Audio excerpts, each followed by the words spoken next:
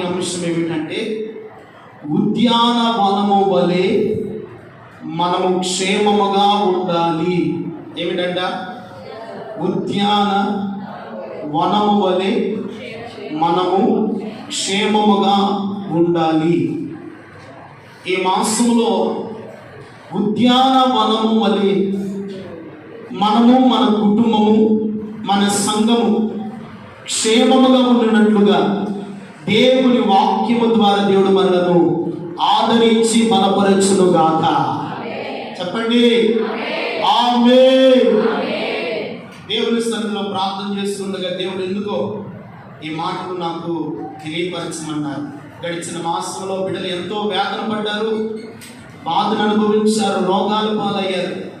ఇదిగో నా బిడ్డలకు ఉద్యానవనము వలె నా క్షేమాన్ని ఇవ్వబోతున్నానని చెప్పన్నాడు. దేవుని స్తోత్రం కలుగును గాక. హల్లెలూయా. పరమగీతముల గ్రంథము 4వ అధ్యాయము. పరమగీతముల గ్రంథము 4వ అధ్యాయము 12వ వాక్యాన్ని చదువుకున్నాం. ఒక్కరు చదవండి. నా సహోదరి, నా ప్రాణేశ్వరి, మూయబడిన ఉద్యానవనము, మూతవేయబడిన జలకూపము. మరలా చదువుకున్నాం. నా సహోదరి, నా ప్రాణేశ్వరి, మూయబడిన ఉద్యానవనము, మూతవేయబడిన జలకూపము. తలలో వంచండి, ప్రార్థన చేసుకున్నాం. తలలో వంచండి, ప్రార్థన చేసుకున్నాం. మహాపరిశుద్ధుడైన తండ్రి, సర్వాధికారి, మహిమగలిగిన దేవా, ఆశ్చర్యకరుడా, కృపా సత్య సంపూర్ణుడా, నీ ఘనమైన నామమునకు వందనాలు, స్తోత్రాలయ్యా. నువ్వెంతైనా నమ్మదగిన దేవుడు ప్రభువా, నీ స్తోత్రాలు. గడిచిన ఆగస్టు మాసం అంతా మమ్మల్ని కాపాడారయ్యా. ఈ సెప్టెంబర్ మాసములో మమ్మల్ని సజీవులుగా వచ్చి నీ పాదాలు చెంత చేరి నిన్ను స్తుతించే భాగ్యం ఇచ్చారు. ఈ దినమున మీరు మాతో మాట్లాడబోతున్నా మీ లేఖనాల్లో ఉన్న విలువైన మాటలు మాకు అనుగ్రహించండి. వాక్యము నీ ప్రచురుని వారు నిలబడిన నీ సేవకుడు కేవలము వచ్చివాడు బలహీనుడు ప్రభువా, నీ దాసుని మరుగు చేయండి. మీ ఆత్మచేత నింపినైనా ఈ దాసుని ముఖాంతరములో నుండి మీరు మాతో మాట్లాడి నీ మాటల చేత మమ్మలను సేదతీర్చండి. నీ మాటల చేత మమ్మలను సరిచేయండి. నీ మాటల చేత ప్రాణ, ఆత్మ, దేహ, శరీరములను, అయా నరములు, కీళ్ళు, సమస్తమైన దేహాన్ని మీ ఆత్మ చేత నింపి బలపరచండి. నీ మాటల చేత వివృద్ధి పొందినైనా ఆశీర్వాదకరంగా ఈ స్థలము నుండి వెళ్ళినట్లుగా మీ సహాయమును మాకు అనుగ్రహించమని యేసు పరిశుద్ధ నామములో ప్రార్థించి వేడుకొనుచున్నాము తండ్రి. ఆమేన్. హల్లెలూయా. అందరూ ప్రభు నామ మహిమ కొరకై చప్పట్లు కొడుతూ దేవుని నామానికి మహిమ చెల్లిద్దాం. దేవునికి మహిమ కలుగును గాక. హల్లెలూయా.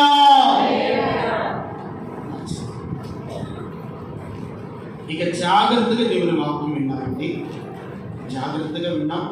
పిల్లలు అటు ఇటు తిరగకూడదు. వాక్యం మీద మనసు ఉంచండి. బహుతృప్తంగా దేవుని వాక్యాన్ని మనం ధ్యానించాలి.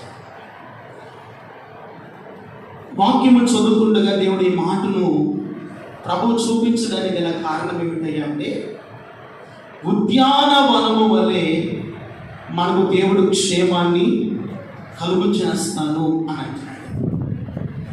ఇక్కడ భక్తుడైనటువంటి సొలొమోను తన ప్రియురాలికి ఒక మాట రాస్తా ఉన్నాడు. ఏమంటున్నాడంటే, నా సహోదరి, నా ప్రాణేశ్వరి, మూయబడిన ఉద్యానవనము. చాలు చాలు చాలు. ఏమంటాడు? నా సహోదరి, నా ప్రాణేశ్వరి.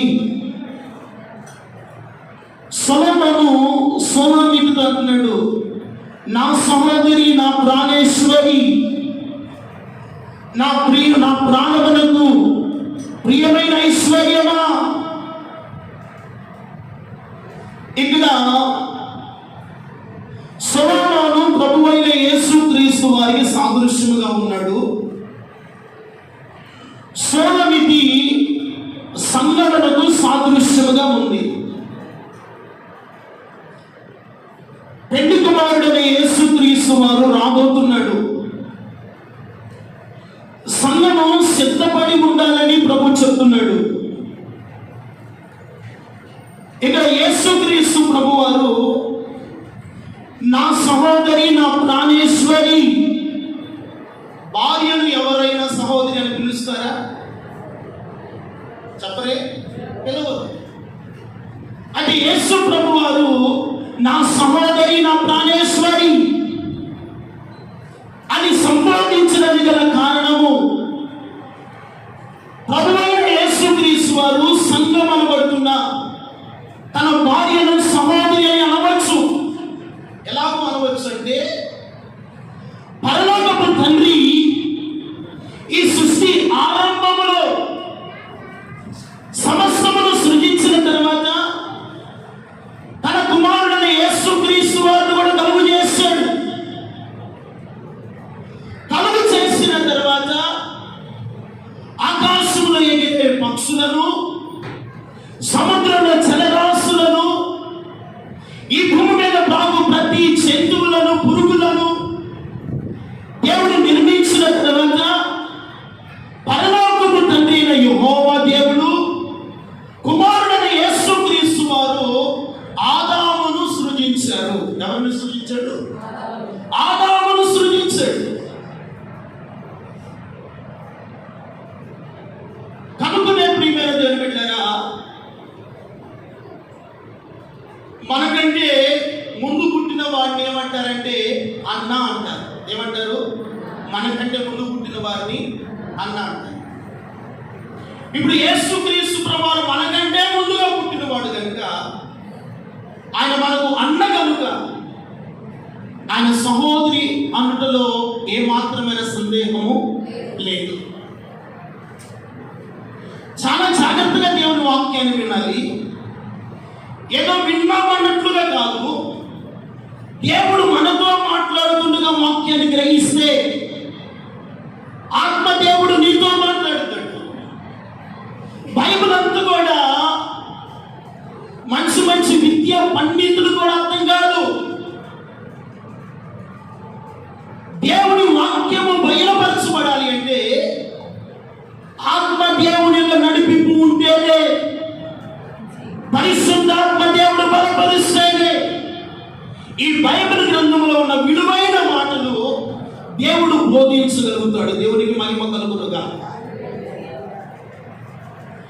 శరీర సంబంధమైన మనుషులకు దేవుని వాక్యం అర్థం కాదు. ఎవరికి అర్థం కాదంట? శరీర సంబంధమైన మనుషులకు ఆత్మ విషయాలు అర్థం కావు. నీకు ఆత్మ విషయాలు అర్థమవ్వాలి అంటే ఆత్మ సంబంధమైన వ్యక్తిగా ఉండాలి. ఆత్మ సంబంధమైన వ్యక్తిగా నీవు ఉండాలి. అప్పుడే దేవుడు తన విషయాలు మనకు ఏం చేస్తాడు? బోధిస్తాడు. అయితే మంచిది. ఇక్కడ పెళ్లి కుమారుడైన యేసు ప్రభు వారు తన భార్యను అంటున్నాడు, నా సహోదరి, నా ప్రాణేశ్వరి, నా వధువు, నా భార్య అని ఇక్కడ సంబోధించడానికి గల కారణము, పెళ్లి కుమారుడుగా రాబోతున్నాడు. ఈ కడవరి కాలమందు ఉద్యానవనము, ఏ వనం అంటే మోయబడినటువంటి ఉద్యానవనము. ఇది ఫారెస్ట్ కాదు. ఫారెస్ట్ అంటే ఏంటంటాం? అడవి. ఇది ఉద్యానవనము, అడవి కాదు, పార్కు. ఏమిటంట? పార్కు. ఉద్యానవనం అనగా పార్కు. అడవిలో రకరకాల చెట్లు ఉంటాయి. అవి తనకి ఇష్టం వచ్చినట్లుగా మొలుస్తాయి, పెరుగుతాయి. అడవి చుట్టూ ఏముండదు? కంచె ఉండదు. అయితే పార్కు చుట్టూ కంచె ఉంటుంది. పార్కు శుభ్రముగా ఉంటుంది, అడవి మాత్రము శుభ్రముగా ఉండదు. ఈ ఉద్యానవనమును పార్కుతో పోల్చడానికి గల కారణము, పార్కు ఎలా ఉంటుందంటే శుభ్రముగా ఉంటుంది. ఈ సంఘం అనే ఉద్యానవనము ఎలా ఉండాలి? పరిశుద్ధమైనదిగా ఉండాలి, శుభ్రమైనదిగా ఉండాలి, నిర్దోషమైనదిగా ఉండాలి. ఈ పార్కులో అనేకమైన మొక్కలు ఉంటాయి. ఉంటాయా ఉండవా? అనేకమైన మొక్కలు ఉంటాయి. అయితే ఆ మొక్కలను, ఆ పార్కును కొంతమంది పనివారు ఉంటారు. ఆ పార్కులో మరి ఏం చేస్తారంటే కొన్ని ఎదుగుతున్న మొక్కలను చక్కగా అందముగా ఏం చేస్తారు? కత్తిరిస్తూ ఉంటారు. ఏం చేస్తారండి? అందముగా కత్తిరిస్తూ ఉంటాడు.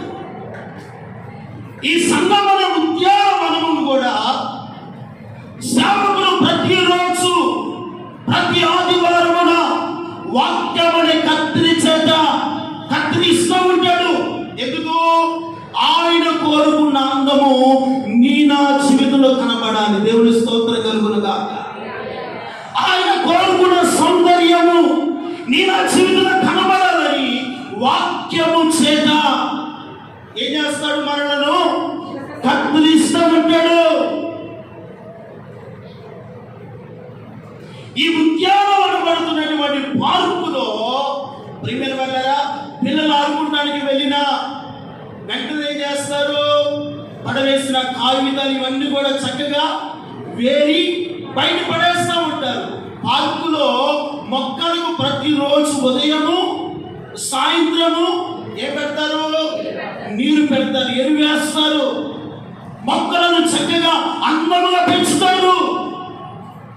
అలాగే ఈ సంఘం అనే ఉద్యానవనములో కూడా, ఈ సంఘం అనే పార్కులో కూడా ఇదిగో ప్రతిరోజు దేవుడు ఆదరించే మాటలు, బలపరిచే మాటలు, సాధనించే మాటల చేత మనలను ప్రతి దినము నీరు కడుతూనే ఉంటాడు. దేవుని స్తోత్రం కలుగును గాక. ఏం చేస్తా ఉంటాడు? ప్రతి దినము మనలను నీరు కడుతూ ఉంటాడు.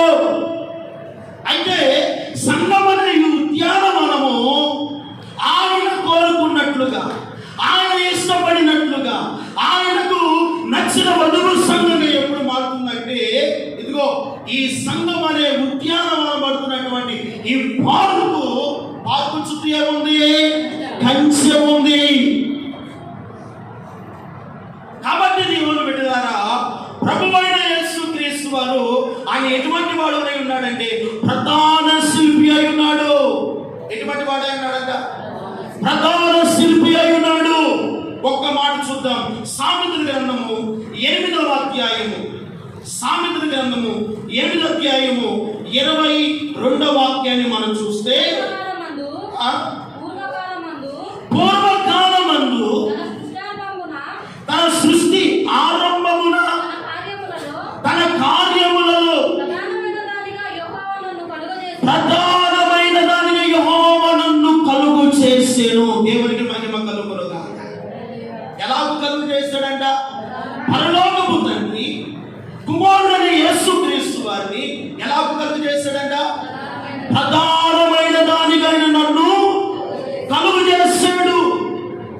అందుకనే ఆయన ప్రధానమైన వాడు కనుకునే తన భార్య అయిన సంఘమును, సహోదరి, నా వధువు, నా ప్రాణములకు ఐశ్వర్యమా, నా ప్రాణములకు ప్రియురాలా అని సంబోధించడానికి గల కారణము ఆయన ప్రథమమైన దానిగా ఆయన నన్ను కలుగు చేశాడు అని అంటూ ఇక్కడ రాయబడిన మాట 30వ వచనం అనుకుంటా. నేను ఆయన యొక్క ప్రధాన శిల్పినై ఉన్నాను. దేవునికి మహిమ కలుగును గాక.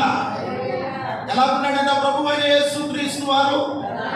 ప్రధాన శిల్పి అయి ఉన్నాడు, ప్రథమమైన వాడిగా ఉన్నాడు. ఈ సార్వత్రిక సంఘమనబడుతున్నటువంటి ఈ ఉద్యానవనము, ఈ వధువు సంఘము ఎలాగో ఉండాలని కోరుతున్నాడంటే పార్కు వలె పరిశుద్ధంగా ఉండాలి. ఎలా ఉండాలంట? పరిశుద్ధమైనదిగా ఉండాలి. అప్పుడే దేవుడు మనకు క్షేమమునిస్తాడు. ఈ ఉద్యానవనము చుట్టూ ఏముందంట? కంచె ఉంది. ఏముందంటండి? కంచె. ఇప్పుడు కంచె లేకపోతే అడవిలోనికి రకరకాల జంతువులు వచ్చేస్తాయి. అదే పార్కు చుట్టూ కంచె ఉంటే ప్రియమైన వల్ల గేదెలు కంచె దాటి వెళ్ళలేవుగా, మనుషులు కూడా వెళ్ళలేరుగా. అందుకని ఇదిగో ఈ సంఘము చుట్టూ, ఈ సంఘం అనే ఈ భార్య చుట్టూ నిత్యము పరిశుద్ధాత్మ దేవుడు అగ్ని అనే కంచె వేస్తూనే ఉన్నాడు. దేవుడి స్తోత్రం కలుగునుగాక.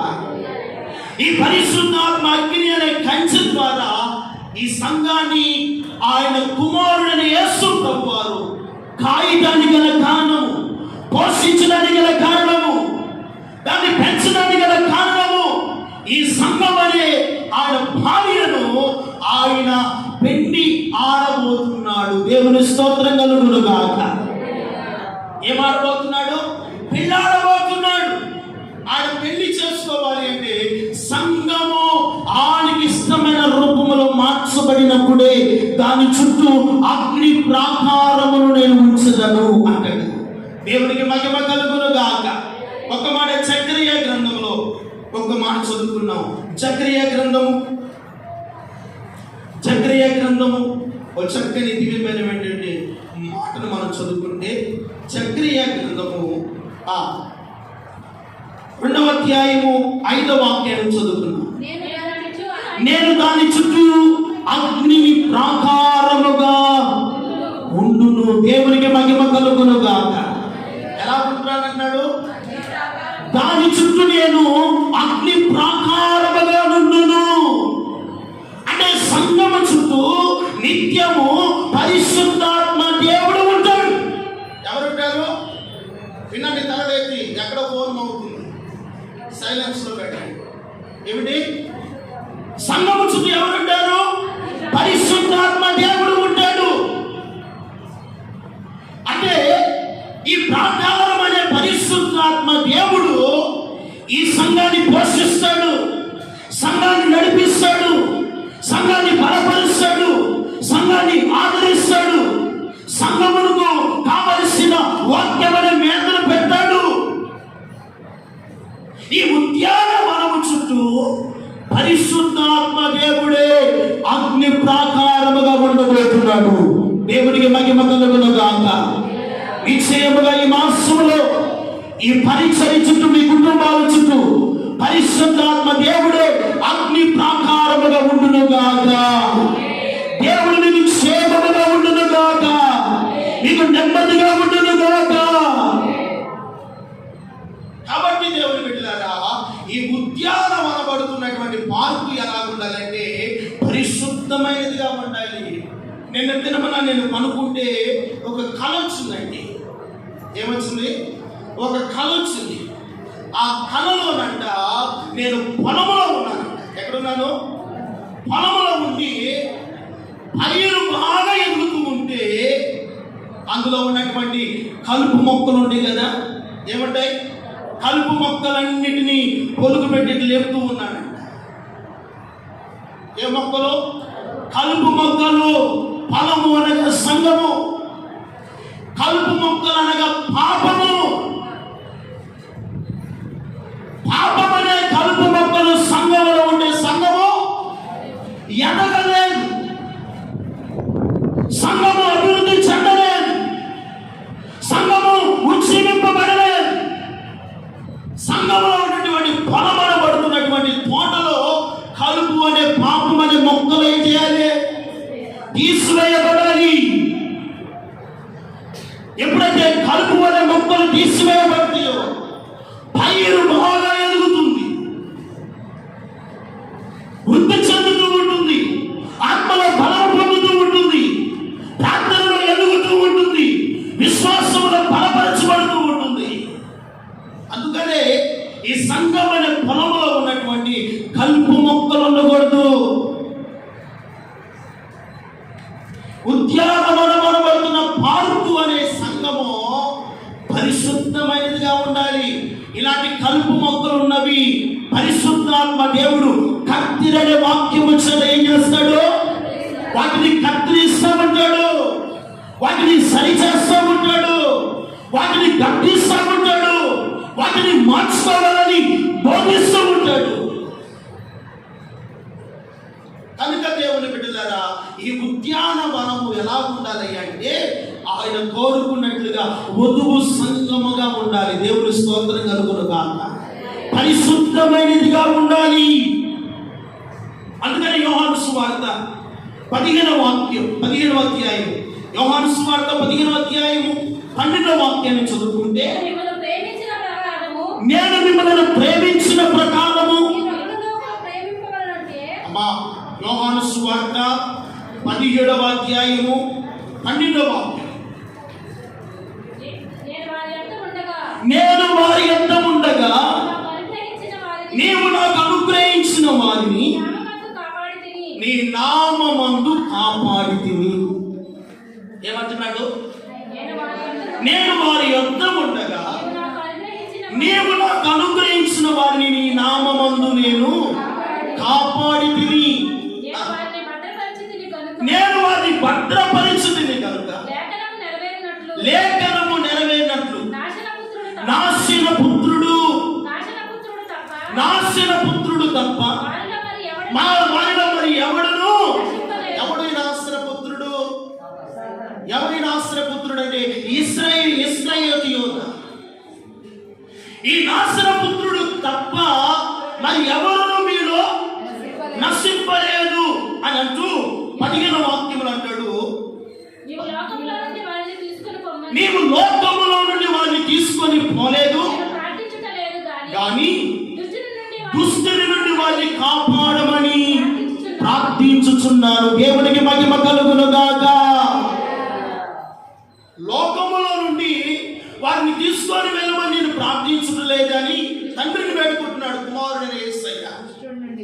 దుష్టుని నుండి వారిని కాపాడమని ప్రార్థించుచున్నాను అంటే సంఘము కొరకు ఆయన ప్రార్థన చేస్తూ ఉన్నాడు. తన వధువైనటువంటి ఈ ఉద్యానవనము కొరకు తండ్రి కృపాసనందు కూర్చొని మానకాదివారాత్రములు ఏం చేస్తున్నాడు? తండ్రికి విజ్ఞాపన చేస్తూ ఉన్నాడు, ప్రార్థన చేస్తూ ఉన్నాడు, మొర పెడుతూ ఉన్నాడు. ఈ సంఘమైన ఉద్యానవనము దుష్టుని నుండి కాపాడబడినట్లుగా దేవుని స్తోత్రం కలుగునుగా. ఈ మాసములో ఈ ఉద్యానవనం అనబడుతున్నటువంటి సంఘాన్ని దేవుడు ప్రతి దుష్టు నుండి, ప్రతి రోగము నుండి, ప్రతి సమస్య నుండి దేవుడు ఈ సంఘమును కాపాడునుగాక. దేవుడు కాపాడునుగాక. దేవుడు కాపాడుతాడు. అందుకనే దేవుడు బిడ్డలారా, ఉద్యానవనం అనబడుతున్నా. ఏ ఉద్యానవనము? మోత వేయబడినటువంటి ఉద్యానవనం. ఇది మూయబడినటువంటి ఉద్యానవనం. దీని చుట్టూ పహార్యం ఉంటుంది. దీని గురించి పరిశుద్ధాత్మ దేవుడు కంచె వేస్తాడు. అందుకనే నిన్ను సృజించిన వాడు నీకు భర్త ఉన్నాడు. భర్త అనగా భారాన్ని భరించువాడు, ఆదరించువాడు, పోషించువాడు, నడిపించువాడు. మన తండ్రి మన స్థానంలో ఉండి ఆయన బిడ్డలను ప్రతి దినము పోషిస్తూ ఉన్నాడు, ఆదరిస్తూ ఉన్నాడు, బలపరుస్తూ ఉన్నాడు, సేవదీస్తూ ఉన్నాడు. కనుక దేవుని బిడ్డలారా, ఈ ఉద్యానవనము చుట్టూ పరిశుద్ధాత్మ దేవుడనే కంచెను మనకు వేశాడు. అయితే నువ్వేం చేయాలంటే ఈ ఉద్యానవనములను ఫలించేవాడిగా ఉండాలి. ఒకవేళ మనలో కలుపు మొక్కలు ఉంటే వేడి పడేయాలి. కలుపు మొక్కలని పాపము మనలోని ఉండకూడదు, అపవిత్రత మనలో ఉండకూడదు, దేవునికి ఆయాస్కరమైన బ్రతుకు మనలో ఉండకూడదు. ఈ ఉద్యానవనము ఆయన సంఘం అనే భార్యను ఆయన వివాహం చేసుకోవాలంటే ఎలా ఉండాలంటే పరిశుద్ధమైనదిగా ఉండాలి. ఇప్పుడు చీరాల పార్కు చూడండి, ఎంత నీట్గా శుభ్రం చేస్తున్నారు. దాదాపు 3 మాసాల నుండి దాన్ని బాగు చేస్తూనే ఉన్నారు. ప్రభు చిత్తమైనది తొందరలోనే ఓపెన్ చేస్తారనుకుంటా. మంచి మంచి బొమ్మలు పెట్టారు, మంచి మంచి పిల్లలు ఆడుకోవడానికి మంచి ఐటెం పెట్టారు, చాలా చక్కగా సిద్ధపరిచారు. అంటే ఉద్యానవనం ఒక పిల్లలు ఆడుకునే పార్కుని అలాగ సిద్ధపరిస్తే, ఇదిగో వధువు సంఘం అనేటువంటి మనము పెండి కుమారుడైన యేసయ్య కొరకు ఇంకెంతగా సిద్ధపడాలి. దేవుని స్తోత్రం కలుగునుగాక. ఇంకెంతగా అలంకరించబడాలి, ఇంకెంతగా ఆయన కోరుకున్న సౌందర్యము నీలో నాలో కలగాలి. అవునా కాదండి? ఈ లోక సంబంధమైన పార్కును అంత సిద్ధపరుస్తుంటే ఆయన సంఘం అనే వనాన్ని దేవుడు ఎంత సిద్ధపరుచుతున్నాడు, ఎంతగా నీరు కడుతూ ఉన్నాడు. అందుకనే ఈ సంఘం అనే ఉద్యానవనముకు దేవుడు నీరు వేస్తూ ఉన్నాడు, ఎరువు వేస్తూ ఉన్నాడు. ఎరువు అనగా ఉపదేశము. ఎరువు అనగా ఏమిటి? ఉపదేశము. ఈ ఉపదేశం ఎరువు ద్వారా సంఘము ఎదుగుతూ ఉన్నప్పుడు పరిశుద్ధాత్మ దేవుడు దాని చుట్టూ అగ్ని ప్రాకారముగా ఉంటాడు. దేవుని స్తోత్రం కలుగునుగా. ఎలా ఉంటాడు ఆయన? అగ్ని ప్రాకారముగా ఉంటాడు. అందుకనే ఎఫెసీ రాసిన పత్రిక 5వ అధ్యాయం 9వ వాక్యాన్ని చదువుకుంటే, వెలుగు ఫలము సమస్త విధములైన 5:9 వచనం, వెలుగు ఫలము సమస్త విధములైన, లేకపోతే 8వ వచనాన్ని చదువుకున్నాం. 8వ వాక్యం, మీరు పూర్వమందు చీకటి అయి ఉన్నారు, ఇప్పుడైతే ప్రభువునందు వెలుగై ఉన్నారు. పూర్వము ఏమై ఉన్నాము? చీకటి అనగా పాపము. ఏమిటంట? చీకటి అనగా పాపము. వెలుగు అనగా పరిశుద్ధత. చీకటి అనగా ఏమిటి? పాపము. పూర్వమందు మనం ఎక్కడ ఉన్నాము? పాపములో ఉన్నాము, చీకటిలో ఉన్నాము, అగాధములో ఉన్నాము, దుష్టుని చేతిలో ఉన్నాము. ఇప్పుడు మీరు ఈ ప్రభువునందు వెలుగై ఉన్నాడు. ప్రభు అంటున్నాడు, నేను లోకమునకు వెలుగై ఉన్నాను. వెలుగు అనగా పరిశుద్ధత. వింటున్నారా? వెలుగు అనగా ఏమిటి? పరిశుద్ధత. మరి ఆయన వెలుగులో ఉన్న ప్రకారము మనములో వెలుగులో ఉంటే మనలో ఏమి ఉండాలి? పరిశుద్ధత ఉండాలి. దేవుడి వాక్యానుసారమైన జీవితం ఉండాలి. వాక్య క్రమమైన లక్షణాలు మనలో ఉండాలి. ఉద్యానవనం అనబడుతున్న పార్కు ఏదైతే శుభ్రంగా ఉంటుందో, వెలుగు నీలో ఉన్నప్పుడు పరిశుద్ధత నీలో ఉంటుంది.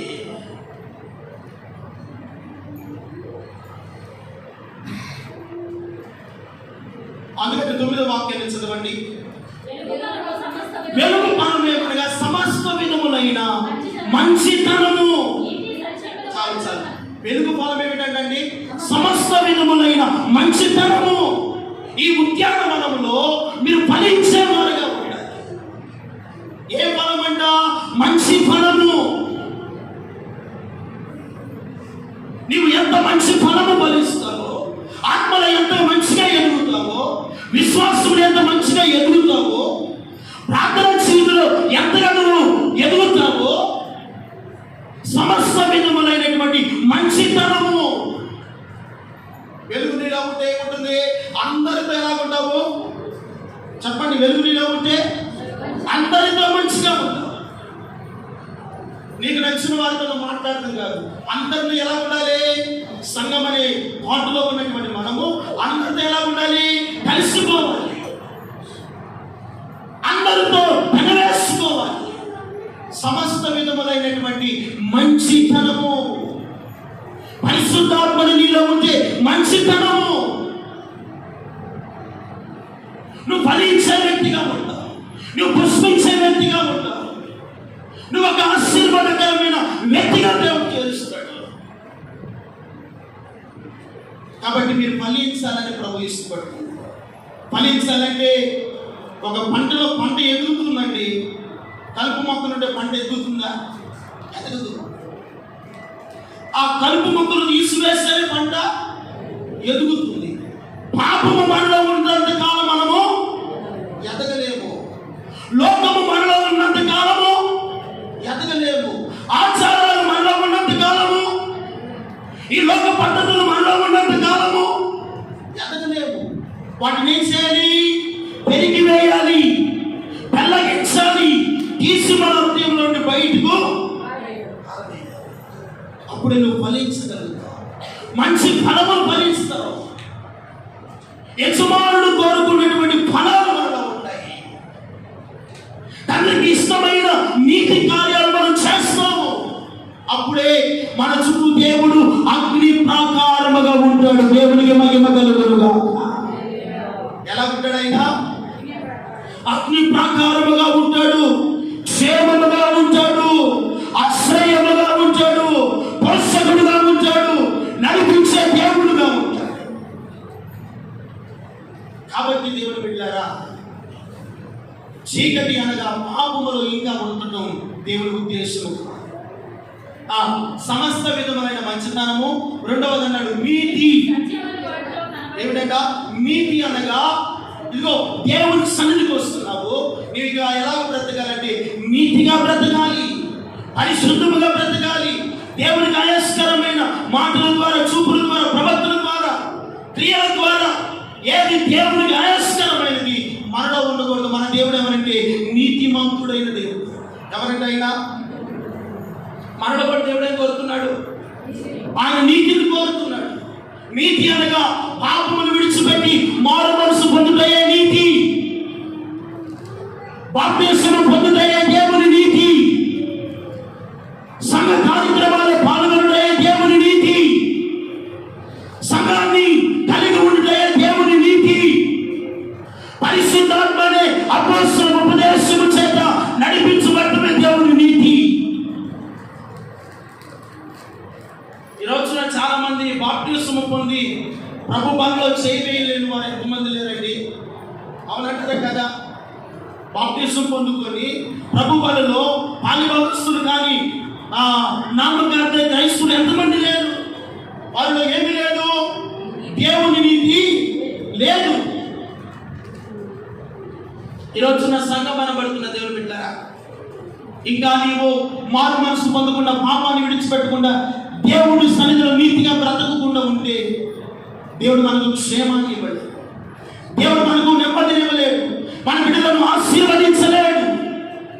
దేవుడు కోరుకున్నట్ల క్షేమము, నెమ్మది మనం చూడాలంటే ఉద్యానవనము వలె, మూత వేయబడిన ఉద్యానవనము అంటే సంఘం అనే పరిశుద్ధాత్మ చేత కంచి వేయబడిన సంఘములో ఉన్నంత కాలము నీ కుటుంబము క్షేమముగా ఉంటుంది, నీ బిడ్డలు క్షేమముగా ఉంటారు, ఆరోగ్యకరంగా ఉంటారు, ఆశీర్వాదకరంగా ఉంటారు, నెమ్మదితో జీవిస్తగలుగుతారు. ఒకవేళ పరిశుద్ధాత్మ దేవుడు కంచెలోకి లేకపోయిందనుకో, ఇదిగో దుష్టుని నుండి కాపాడబడటము చాలా కష్టము. అనుకునే దేవుడు బిడ్డలారా, ఈ రోజున ఎందుకు పరిశుద్ధాత్మ దేవుడు ఇదిగో నా సంగమన పడుతున్నా, నా ఉద్యానవనము గురించి వాడుతున్నాను. ఉద్యానవనము వలె నేను వారికి క్షేమమని పోతున్నాను. రెండవదిగా అన్నాడు మూత వేయబడిన జలకోపము. ఈ ఉద్యానవనములోనే ఒక బావి ఉంది. ఏముందంటే బావి, బావి అనగా సంఘము. ఇది మూత వేయబడిన ఉద్యానవనము. బావిలో ఏమున్నాయి? ఆల్రెడీ వాటర్ ఉన్నాయి. దాని మీద ఏం వేయబడింది? మూత వేయబడినవు జలకోపము. అంటే సుడిగాలి కొట్టింది అనుకోండి, గాలి వలన దుమ్మి, ధూళి, కాగితాలు, చెత్త చెదారమంతా కూడా ఏమవుతుంది? బావిలో పడిపోయి వాటర్ అంతా ఏమవుతుంది? అందుకని మూత వేయబడిన జలకోపం అంటే ఇదిగో అవసరాన్ని బట్టి మూత తీసుకోవడం, వాటర్ తీసుకోవడం, మరలా మూత వేయబడడం. ఏమైనా చెత్త చెదారం దానిలో పడతాయా? పడవు. వాటర్ ఎలా ఉంటాయి? శుభ్రముగా ఉంటాయి. ఇదిగో సంఘం అనబడుతున్న, ఉద్యానం అనబడుతున్న బావి ఎలా ఉండాలంటే పరిశుద్ధాత్మతో నింపబడి ఉండాలి. చప్పుడు కొడుతూ దేవునికి మహిమ కలుగునుగాక. ఈ జలకోపం అనబడుతున్న సంఘము పరిశుద్ధాత్మనే వరముతో నింపబడాలి. పరిశుద్ధాత్మ వరముతో నింపబడితే ఈ ఓటలు ఉప్పుగుచ్చుగా ఉంటాయి, ఆశీర్వాదకరముగా ఉంటావు, దీవెనకరమైన వ్యక్తిగా ఉంటావు, ఫలములు కలిగిన వ్యక్తిగా ఉంటావు. ఆకు వాడక తన కాలమందు ఫలమిచ్చు చెట్టు వలె నీ ఓటలు ఊరాలి అంటే ఇదిగో మోయబడిన జలకోపము వలె మనం ఎలా ఉండాలంట? పరిశుద్ధాత్మ అనే వరాన్ని మనము పొందుకోవాలి. సంఘానికి వస్తున్నావు, ఎప్పుడైనా పరిశుద్ధాత్మలో ప్రార్థన చేస్తున్నావా? ఆత్మతో నింపబడుతున్నావా? కొంతమంది ఆరాధన చేస్తుంటే వారి మొక్కలు చూస్తే ఇది ఏదో పోగొట్టుకున్నట్లేదు. తడిసిన కోళ్ళు ఉంటే చూసారా? తడిసిన కోళ్ళు ఎలా ఉంటాయి? పరిశుద్ధాత్మతో నింపబడిన సంఘం ఎలా ఉంటుందంటే, ఆత్మతో నింపబడిన వాడికి ప్రియమైన పరిశుద్ధాత్మ శక్తి వాడిని తాకినప్పుడు ఒక తెలియని ఒళ్ళు నింపబడుచుకుని రావడం, ఆత్మలో పరవశించడం, అన్య భాషలతో దేవుని స్తుతించడం, దేవుని ఆరాధించడం, దేవుని ఆత్మ చేత దర్శించబడతాం. దేవుని సంగమా, మీరు ఎలా ఉండాలంటే పరిశుద్ధ ఆత్మ చేత మీరు ఏం చేయాలి? నింపబడాలి. ప్రారంభంలో ఎంత ప్రార్థన చేసేదానివి, ఆరాధన అంటేనే భాషలతో చప్పట్లు కొట్టి ఎగిరేదానిక. ఇప్పుడేమైంది? ఎంత డమ్ము కొడతాను, ఎంత కీబోర్డు సౌండ్ పెడతా కూడా ఏం రావట్లేదు, ఉచిలో రావట్లేదు. తడిసిన కోళ్ళు వల్ల ముడుచుకొని పోతున్నారు. ఆత్మలో బలపరచబడాలి, ఆత్మలో గంతులు వేయాలి, ఆత్మలో ఉజ్జీవింపబడాలి, ఆత్మలో వైరాగ్యముతో బ్రతకాలి. అందుకని మూత వేయబడిన జలకోపము అంటే ఆల్రెడీ దాంట్లో ఏమున్నాయి? వాటర్ ఉన్నాయి. ఎంత వాటర్ తోరుతా ఉంటే జలలు గల మూటలు ఊరుతూనే ఉన్నాయి. దేవుని స్తోత్రం కలుగునుగా. వాక్యమనే ఆహారం నువ్వు ఎంతగా తీసుకుంటావో నీ హృదయంలో జలల గల ఓటులు దేవుడు పరిశుద్ధాత్మ దేవుడు నిత్యము ఉప్పుగుచుండు ఓట వలె నిన్ను బలపరచును గాక, నిన్ను దబ్బరిలు చేయను గాక, ఆత్మలో నింపును గాక, పరిశుద్ధాత్మ మంట మనలో మండును గాక. అభిషేకాన్ని పొందుకోవాలి, కృపతో నింపబడాలి. అందుకని కొరింథీయులకు రాసిన పత్రికలు అన్నాడు పౌలు గారు 11వ అధ్యాయం 2వ వాక్యాన్ని చదువుకుంటే, మీరు అన్ని విషయములలో నన్ను జ్ఞాపకము చేసుకొనుచు. 2వ కొరింథీ పత్రిక 11వ అధ్యాయం 2వ వచనం. మీరు అన్ని విషయములలో దైవాశక్తి విషయంలో మీ ఎడల ఆసక్తి కలిగి ఉన్నాను. ఎందుకనగా పవిత్రురాలైన కన్యక ఒకే పురుషునికి అనగా క్రీస్తునకు అప్పగింపబడనని సమర్పించవలనని మిమ్మలను నేను ప్రదానము చేసుకొని ఉన్నాను. దేవునికి మహిమ కలుగును గాక. ఏం చేసుకున్నాడంట? ప్రదానము చేసుకొని ఉన్నాను. దైవ ఆసక్తి విషయంలో మీ ఎడల నేను ఆసక్తి కలిగి పవిత్రురాలైనటువంటి కన్యక వలె. కన్యక అంటే ఎవరు? వివాహం కానిది కన్యక. కన్యక అంటే సంఘము. పవిత్రులైన కన్యక కొరకు ప్రదానము నేను. ఇప్పుడు ఈ సంఘానికి దేవుడు ఏం చేసుకున్నాడు? ప్రదానము చేసుకున్నాడు. ప్రదానం చేసుకున్నాడంటే ఆల్రెడీ సగం మ్యారేజ్ అయిపోయినట్టే. అసలైన మ్యారేజ్ రాబోతుంది. ఆయన రావటము సంఘమని ఆయన భార్యను వివాహము చేసుకున్నట్టుమే. దేవునికి మహిమ కలుగును గాక.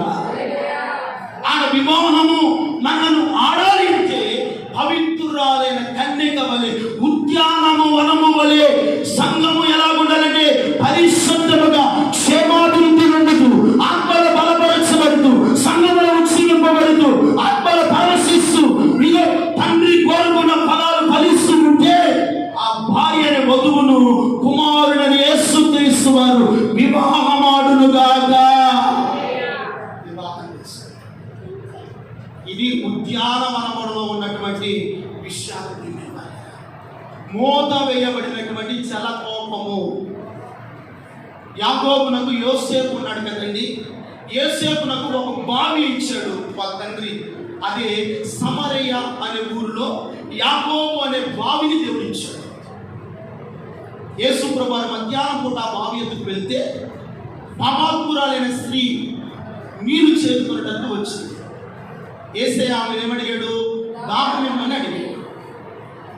ఆమె అంటుంది కదా, నీవు యూదుడవు, నేను సమరయ్యని, నీకు మాకు సాంగత్యం లేదు కదా అని అంటే, నేను నిన్ను దాహం అడుగుచున్న వాడిని ఎవరో నీకు తెలియతే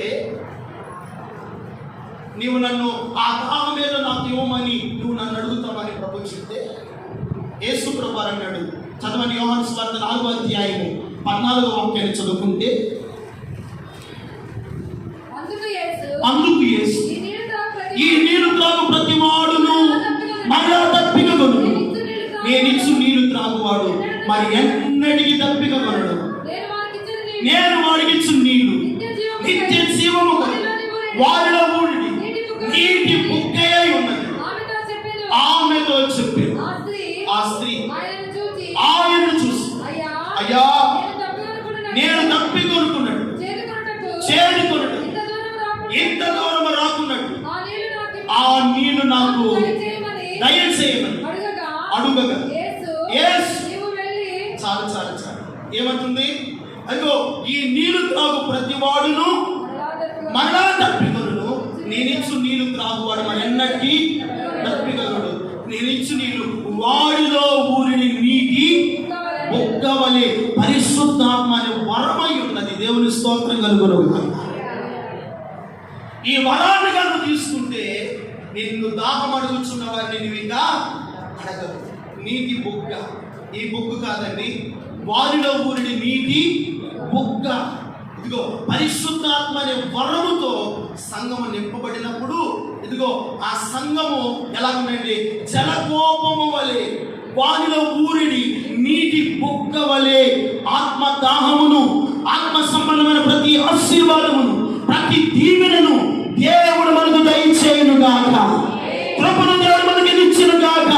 ఆ వరము చేత సంఘమును దేవుడు నింపును గాక, నింపును గాక, నింపును గాక.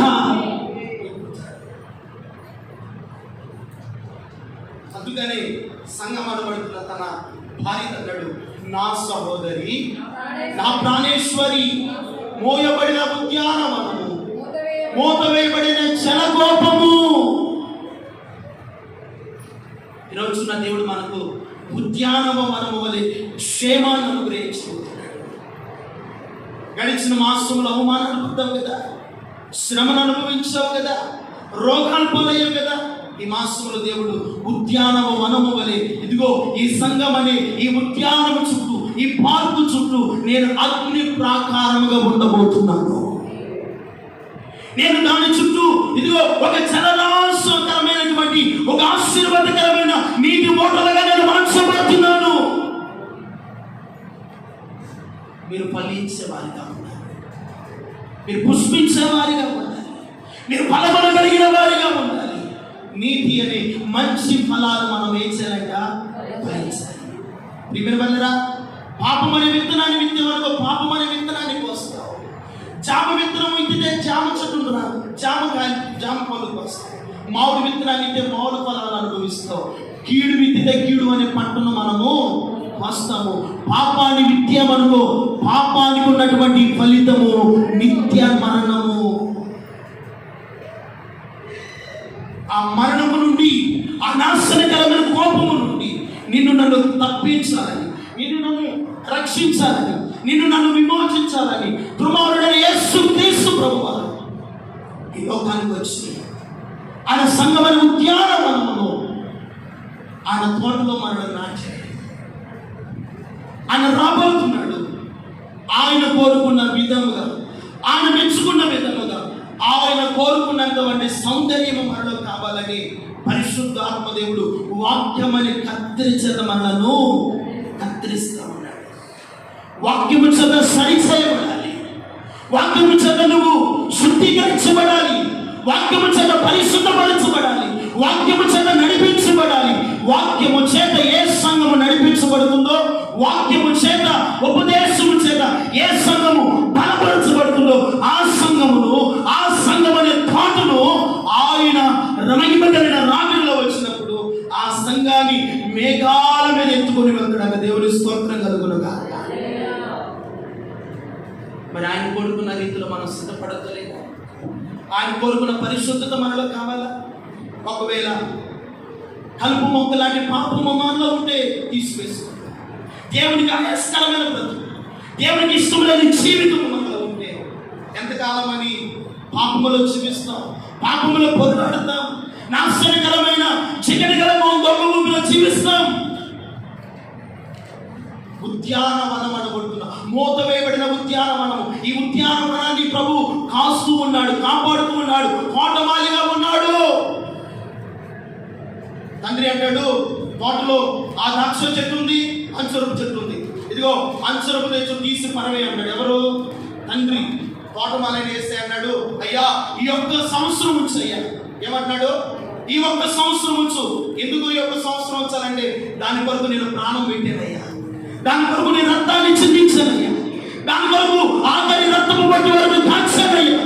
తండ్రి ఈ సంవత్సరమైన అవకాశాన్ని నీవు ఇవ్వయ్యా అంటే, కుమారుడైన యేసయ్య తండ్రిని ఏం చేసుకుంటున్నాడు? మన నిమిత్తము బ్రతుకులాడుతున్నాడు. నువ్వు ఫలించాలి, నువ్వు ఫలములు కలిగిన వ్యక్తిగా ఉండాలి. ఉద్యానవనబడుతున్న సంఘంలో ఒక ఆశీర్వాదకరమైన వ్యక్తిగా ఉండాలి. ప్రార్థనలో, విశ్వాసంలో, భక్తిలో, నిరీక్షణలో, త్యాగపూరితమైనటువంటి పరిచయలో ఫలించాలని ప్రభు ఇష్టపడుతుంది. మరి ఆయన కోరుకున్న ఫలాలు మనలో ఉండాలి. ఒకవేళ తండ్రి అవకాశం ఇచ్చిన ఫలించకపోతే తోటమాలి వేసి ఏం చేస్తాడంటే నరికివేస్తాడు. నరికివేస్తే ఆ ప్లేస్లో మరొక ద్రాక్ష తీగను నాటుతాడు. దేవుడు బిడ్డలారా, నువ్వు ఫలించాలని ప్రభు ఇష్టపడు. ఈ 2024 సంవత్సరం 8 నెలలు అయిపోయినాయండి. ఇదిగో 9వ మాసంలో కూడా వచ్చాయి. ఉద్యానవనబడుతున్న సంఘములో ఉన్నాం, సార్వత్రిక సంఘములో ఉన్నాం. వాక్యము చేత దేవుడు నిన్ను పోషిస్తున్నాడు, వాక్యము చేత నిన్ను నడిపిస్తున్నాడు. ఎంతగా వాక్యాన్ని తీసుకుంటున్నావు, ఎంతగా నువ్వు ఎదుగుగలుగుతున్నావు, ఎంతగా ఆత్మలో బలపరచబడగలుగుతున్నావు, ఎంతగా ఆత్మతో నడిపించబడగలుగుతున్నావు, ఒకసారి పరీక్షించుకో. ఒకవేళ కలుపు మొక్కలనే పాపము నీలో ఉంది, ఈరోజు తీసుకొస్తాను. నాలోనైనా నీ కాయస్థిరమైన పాపము నాలో ఉంది, నీకు వ్యతిరేకమైన స్వభావం నన్ను సరిచేయి. నీవు కోరుకున్నట్లుగా, నీవు ఇష్టపడినట్లుగా నేను జీవించడం నాకు దయచేయి. అలా మీరు జీవించగలిగితేనండి, ఉద్యానవనము చుట్టూ దేవుడు క్షేమముగా ప్రాకారముగా ఉన్నట్లుగా దేవుడు ఈ సంఘము చుట్టూ, మన కుటుంబాల చుట్టూ, మన బిడ్డల చుట్టూ అగ్ని ప్రాకారముగా ఉండి దేవుడి మనసుమంతా మన కుటుంబాలను కాపాడునుగాక, సంఘమును కాపాడునుగాక, సంఘ బిడ్డలను కాపాడునుగాక, మీ బిడ్డల కుటుంబాల్లో క్షేమం విస్తరించునుగాక, ఆరోగ్యము, ఆశీర్వాదము, దీవెన, ఆత్మ సంబంధమైన ప్రతి మేలును దేవుడు మనకు దయచేయునుగాక. తల వంచని ప్రార్థన చేస్తున్నాం.